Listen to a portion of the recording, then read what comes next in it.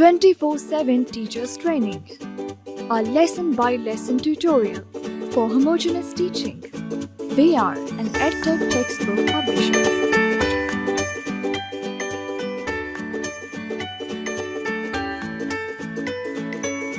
بسم اللہ الرحمن الرحیم. السلام علیکم محترم ٹیچر. سنو مین پبلشرز کی جانب سے خوش آمدید. یہ سیشن 5ویں جماعت کی اردو کے باب نمبر 23 پر ہے، جو کہ ایک نثری عبارت پر مشتمل ہے. عنوان ہے اندرون لاہور، اور یہ اس کتاب کے آخری باب پر ٹیوٹوریل ہے. آئیے ایک نظر ڈالتے ہیں حاصلات تعلم پر. سبق کی تکمیل کے بعد طلبہ اس قابل ہو جائیں گے کہ متن کو تفہیم، درست تلفظ اور ادائی سے پڑھ سکیں. متن یعنی نظم و نثر پڑھ کر سوالات کے جوابات تحریر کر سکیں. اپنے خیالات، جذبات اور احساسات کا خط، مضمون، کہانی یا درخواست کی صورت میں تحریری اظہار کر سکیں. عددی ترتیب یعنی 18واں، 18ویں، 19واں، 19ویں وغیرہ کو جملوں میں استعمال کر سکیں.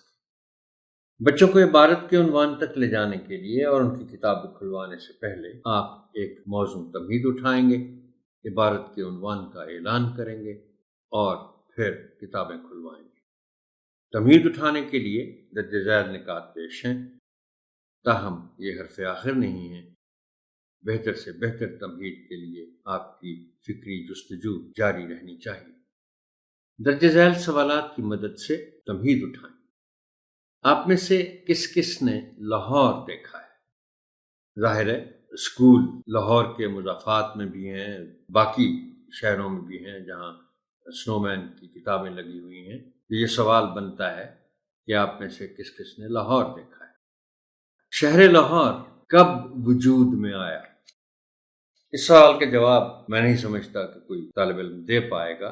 ظاہر ہے اس کے لیے لاہور کی تاریخ جاننا ضروری ہے، لیکن آپ انہیں بتا سکتے ہیں کہ تقریباً 1000 سال پہلے لاہور کا شہر بسا تھا.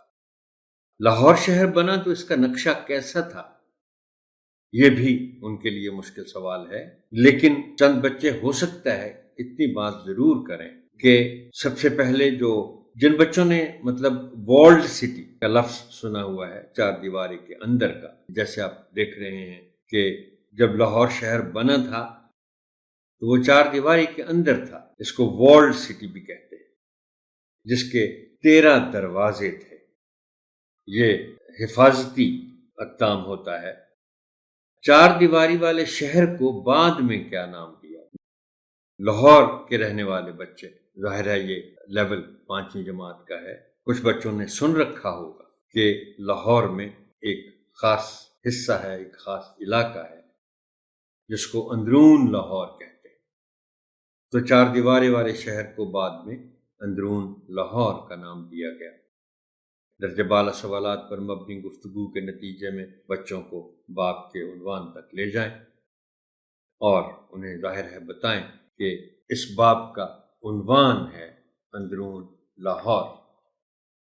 تمہید کے بعد آپ بچوں کو بغور سننے کی تاکید کے ساتھ عبارت کی قرأت کریں. آپ کے لیے میں قرأت کرتا ہوں. اندرون لاہور. لاہور پاکستان کا ایک خوبصورت اور تاریخی شہر ہے. اندرون لاہور کو پرانا لاہور بھی کہا جاتا ہے. مغلیہ دور حکومت کے دوران میں دشمن کے حملوں سے بچاؤ کے لیے ایک فصیل یعنی دیوار تعمیر کی گئی تھی، جس میں 13 دروازے بنائے گئے تھے. وقت کے ساتھ ساتھ یہ دیوار اور کچھ دروازے منہدم ہو گئے. جو دروازے موجود ہیں وہ لاہور شہر کے حسن کو 4 چاند لگائے ہوئے ہیں. محکمہ آثار قدیمہ نے کچھ دروازوں کے طرز تعمیر کو برقرار رکھتے ہوئے ان کی آرائش و زیبائش پر خصوصی توجہ دی ہے تاکہ قدیم تہذیب و تمدن کی یہ نشانیاں قائم رہ سکیں. اندرون شہر کے مکانات کی تعمیر بھی بہت منفرد انداز میں کی گئی ہے۔ تمام مکانات کی چھتیں ایک دوسرے سے متصل ہیں۔ زیادہ تر گلیاں چھوٹی چھوٹی ہیں۔ لوگوں کے رہنے سہنے کے انداز بھی الگ ہیں۔ لوگ بہت ملنسار اور ایک دوسرے کے دکھ سکھ میں ساتھ دینے والے ہیں۔ اندرون شہر کے روایتی کھانوں کی لذت بھی بے مثال ہے۔ دروازوں کا تعارف حسب ذیل ہے۔ موچی دروازہ، اس دروازے کا اصل نام بادشاہ اکبر کے دور کے ایک محافظ پنڈت موتی رام کے نام پر موتی دروازہ رکھا گیا تھا۔ رنجیت سنگھ کے دور میں اس کا نام پہلے مورچی اور پھر موچی دروازہ مشہور ہو گیا۔ اس علاقے میں چند مشہور حویلیاں ہیں، جن میں مبارک حویلی، نثار حویلی اور لال حویلی قابل ذکر ہے۔ روشنائی دروازہ، یہ دروازہ بادشاہی مسجد اور شاہی قلعے کے درمیان واقع ہے۔ یہاں شاہی امراء کے محلات ہوا کرتے تھے، جن میں بڑے بڑے چراغ روشن کیے جاتے تھے، اس لیے اس کا نام روشنائی دروازہ پڑ گیا۔ مستی دروازہ، اس کا اصل نام مسجدی دروازہ تھا، کیونکہ یہاں شہنشاہ اکبر کی والدہ مریم زمانی کی مسجد واقع ہے۔ کشمیری دروازہ، اس دروازے کا رخ کشمیر کی طرف ہونے کی وجہ سے یہ کشمیری دروازہ کہلایا۔ مشہور سنہری مسجد بھی یہاں واقع ہے۔ دہلی دروازہ، اس دروازے کا رخ دہلی کی طرف ہونے کی وجہ سے یہ دہلی دروازہ کہلایا۔ تاریخی وزیر خان مسجد بھی اس دروازے کے اندر واقع ہے۔ چھوٹی اینٹوں اور چونے سے بنی اس دروازے کی عمارت قابل دید ہے۔ لاہور کا ریلوے اسٹیشن بھی قریب ہی ہے۔ اس دروازے کے سامنے لاہور کا مشہور لنڈا بازار بھی ہے۔ اس دروازے میں سیاحوں کی سہولت کے لیے رنگین اور خوبصورت شاہی رکشوں کا بندوبست کیا گیا ہے۔ یہاں روایتی کھانوں سے لطف اندوز ہونے کے لیے ریسٹورانٹ قائم کیے گئے ہیں۔ اس علاقے کے اونچے اونچے مکانات اور ان میں لکڑی کے چوبارے لوگوں کی توجہ کا مرکز بنتے ہیں۔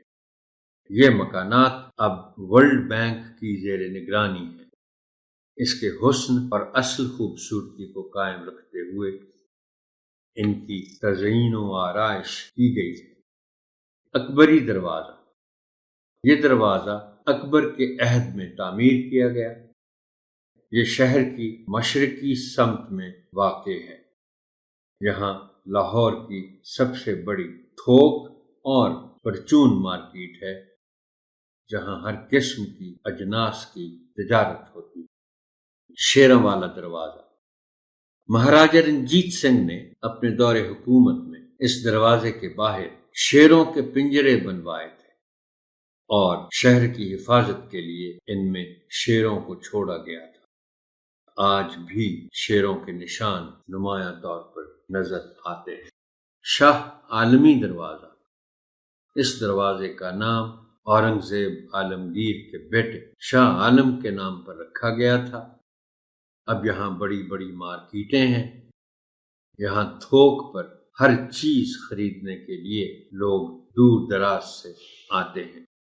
یہاں کا رنگ محل، صرافہ بازار، کباڑی بازار اور قدیم حویلیاں بہت مشہور ہیں۔ بھاٹی دروازہ، یہاں 24 گھنٹے چٹپٹے کھانوں کے شوقین افراد کا تانتا بندھا رہتا تھا۔ یہاں کا بازار حکیمہ بہت مشہور ہے۔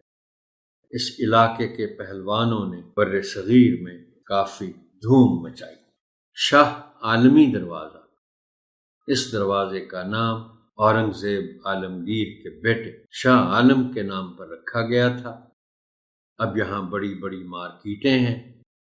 یہاں تھوک پر ہر چیز خریدنے کے لیے لوگ دور دراز سے آتے ہیں۔ یہاں کا رنگ محل، صرافہ بازار، کباڑی بازار اور قدیم حویلیاں بہت مشہور ہیں۔ بھاٹی دروازہ، یہاں 24 گھنٹے چٹپٹے کھانوں کے شوقین افراد کا تانتا بندھا رہتا تھا۔ یہاں کا بازار حکیمہ بہت مشہور ہے۔ اس علاقے کے پہلوانوں نے بر صغیر میں کافی دھوم مچائی۔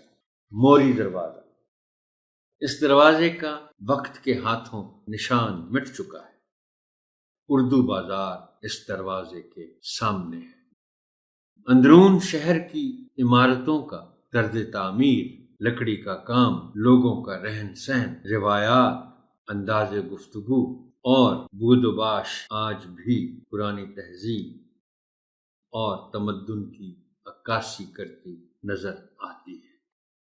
اب طلباء سے باری باری عبارت کی قرأت کروائیے، مناسب وقفوں میں تلفظ کی درستی کیجیے اور صحیح لفظ کی ادائی کی مشق بھی کروائیے۔ اس ضمن میں درج ذیل الفاظ آپ کی خاص توجہ چاہیں۔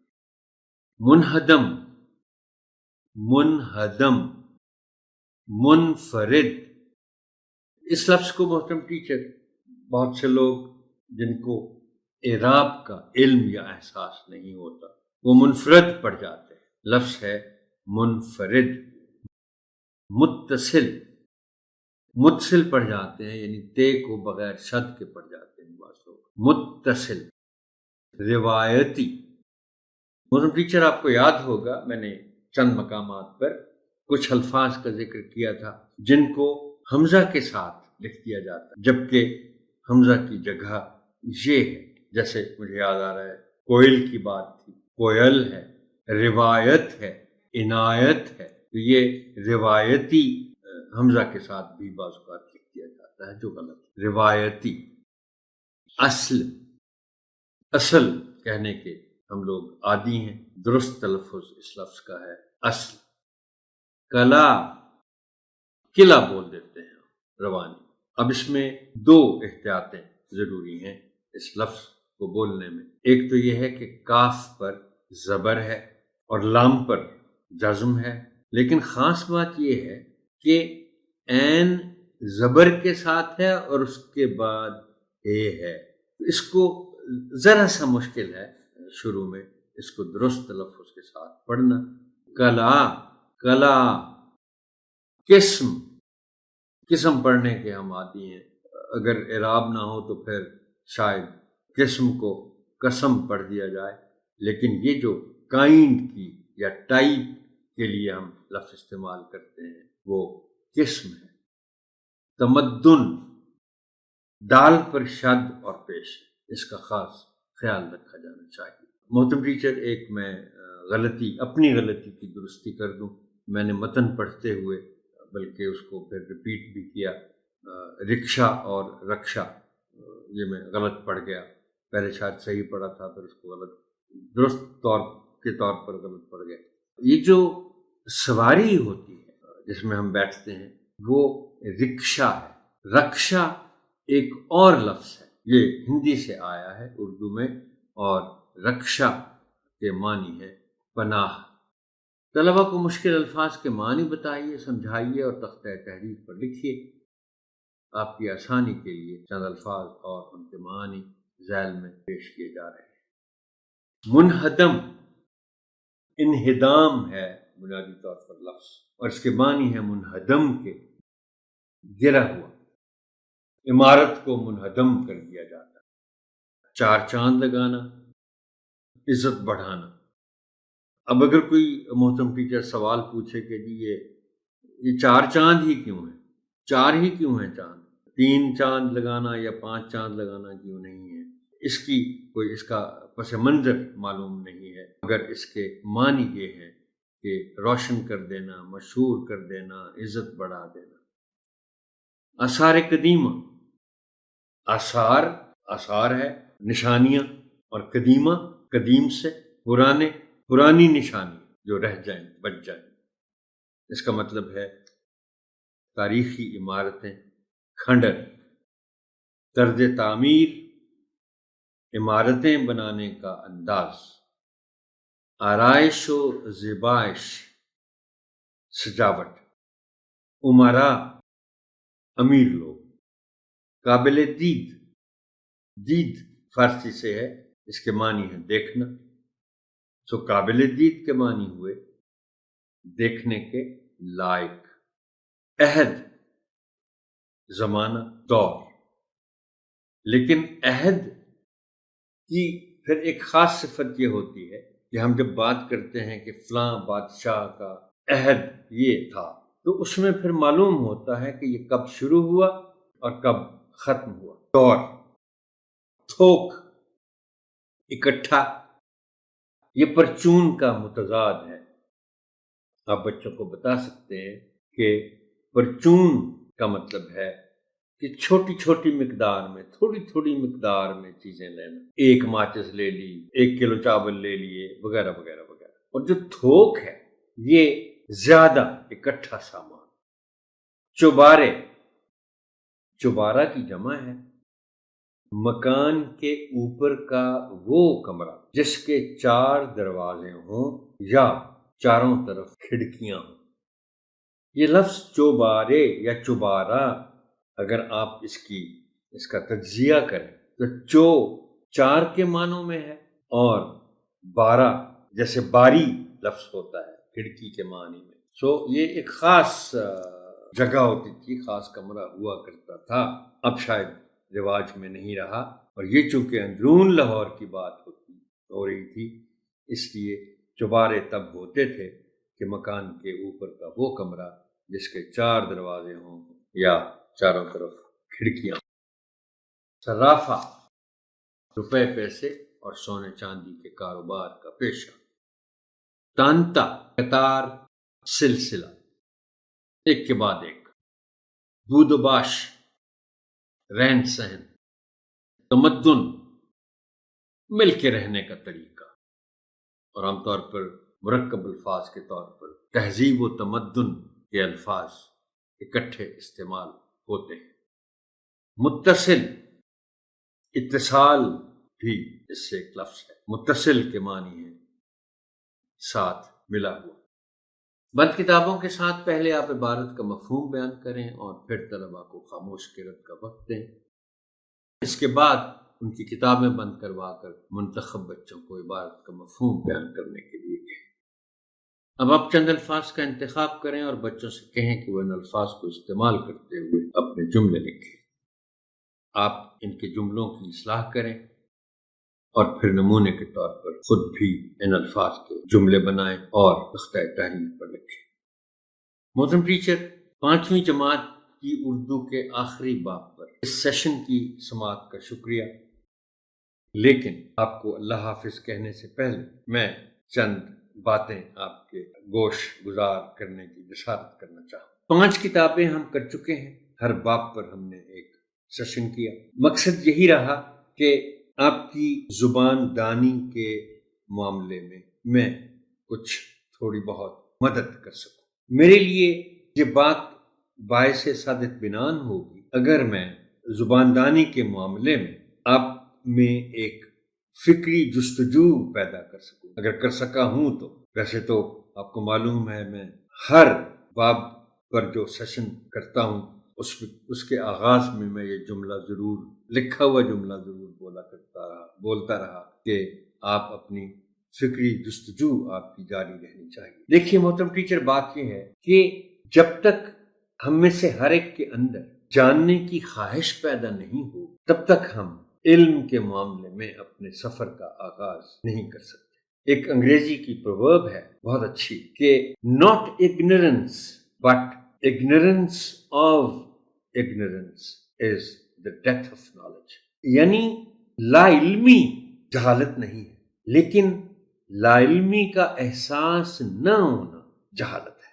میری آپ سے بہت ادب کے ساتھ گزارش یہ ہوگی کہ 2-3 کام آپ جاری رکھیں۔ پہلا ہے مطالعہ، کتب بھی پڑھتے رہا کریں۔ زبان پڑھنے سے ہی آپ کو آتی ہے، الفاظ آپ کے پاس نہیں ہیں تو پھر آپ کیا بولیں گے اور کیا لکھیں گے اور کیا ہم تو سوچ بھی نہیں سکتے الفاظ کے بغیر۔ اور پھر یہ بھی کہا جاتا ہے کہ آپ یہ دعویٰ نہیں کر سکتے کسی لفظ کے بارے میں کہ وہ آپ کے ذخیرہ الفاظ میں شامل ہے جب تک آپ کو اس کے معنی نہیں معلوم، اور معنی آپ کو کہاں سے ملتے ہیں؟ لغت سے۔ سو لغت بینی کی عادت اپنائیں، درست اور اچھی اردو بولنے اور لکھنے کی کوشش کرتے رہیں، کیونکہ اگلی نسل کی اردو دانی کا تمام تر انحصار اساتذہ کرام پر ہی ہے۔ آپ کا بہت بہت شکریہ، آپ میرا ساتھ دیتے رہے۔ اللہ آپ کا حافظ و ناصر۔